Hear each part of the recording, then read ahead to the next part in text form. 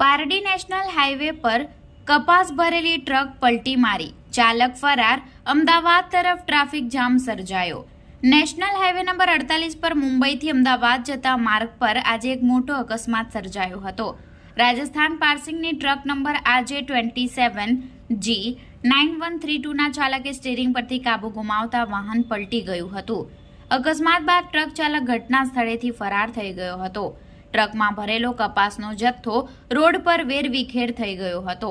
વાહન હાઈવેની મધ્યમાં હોવાથી ટ્રાફિક જામની સ્થિતિ સર્જાઈ હતી।